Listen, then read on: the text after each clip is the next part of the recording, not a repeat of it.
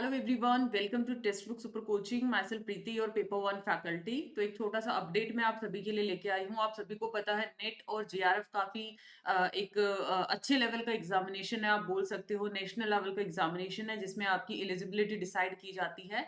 और बेसिकली आप लोग एलिजिबिलिटी को हासिल कर लेते हैं कि आपने असिस्टेंट प्रोफेसर बनना है किसी यूनिवर्सिटी या कॉलेज के अंदर, तो आप लोगों को नेट क्वालिफाई करना पड़ता है। और आप लोग अगर आप रिसर्च के लिए जाना चाहते हैं और तो वहां पर फेलोशिप के रिगार्डिंग आप लोगों का जेआरएफ काफी इंपॉर्टेंट रोल प्ले करता है। ठीक है, तो इसी के रिगार्डिंग आप लोगों का न्यूज है बेसिकली कि क्या आपको भी जेआरएफ भी आपने क्वालिफाई कर लिया, क्या आपने भी ऐसा कोई इशू फेस किया है कि फिर भी आपको एडमिशन लेने में दिक्कत आई है।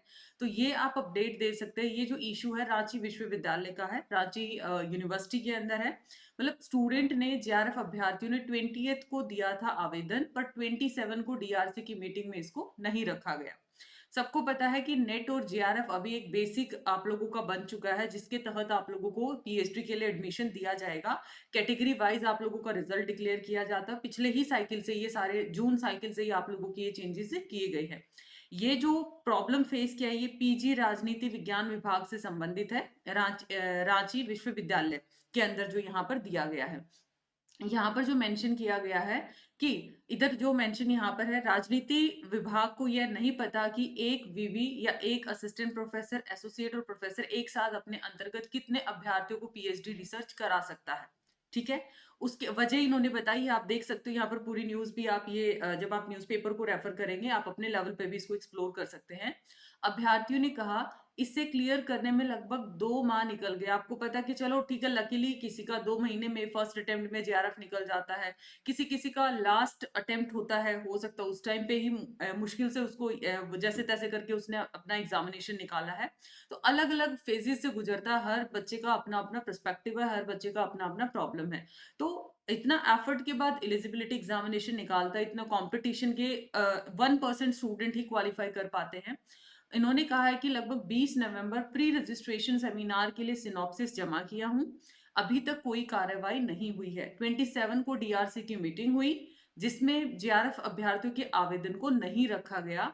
और अपडेट के अनुसार रजिस्ट्रार ने तत्काल पीजी राजनीति विभाग के एचओडी से इस मामले में बात की और इसको सॉर्ट आउट करने की बात किया गया। अगर यहाँ पर हम बात करते हैं वीवी शिक्षकों का रिसर्च कोटा कैसे निर्धारित किया है, जो रांची यूनिवर्सिटी में है, जैसे कि आपको पता है असिस्टेंट प्रोफेसर, एसोसिएट और प्रोफेसर, इस तरीके से हम लोग क्रोनोलॉजी को देखते हैं। तो यहाँ पर सभी विभागों के पास नोटिफिकेशन भेजा गया था कि एक असिस्टेंट प्रोफेसर अपने अंतर्गत 8 स्टूडेंट्स को पीएचडी करा सकता है, एसोसिएट अपने अंडर 10 को करा सकता है। ठीक है, और उसी के साथ साथ अगर एक प्रोफेसर की बात करें वो अपने अंडर में 16 को यहाँ पर पीएचडी एस्पिरेंट को रिसर्च करा सकता है। ठीक है, सो इन मामलों में यहाँ पर अलग अलग जो मुश्किलें देखने को आई हैं, तो यहाँ पर जो बेसिक है कि आपने यहाँ पर जेआरएफ भी क्वालिफाई किया और स्टिल आप लोगों को पीएचडी एडमिशन के अंदर आप लोगों को इश्यूज को फेस करना पड़ा है। तो यहाँ पर एक सिंपल सा सोल्यूशन है। आप जब भी इस तरीके का कोई भी इशू आपके सामने आता है तो आप हायर ऑथोरिटीज के नॉलेज में ये चीजें आप लोगों को जरूर डालनी चाहिए, सो दैट वो सारी चीजें आप लोगों की ऑन टाइम क्या है उसके ऊपर एक्शन लिया जा सके। So I hope this piece of information is informative. आप में से भी ऐसा कोई एस्पिरेंट है जिसके साथ ये ऐसा कोई इशू आया तो कमेंट सेक्शन में जरूर बताइएगा।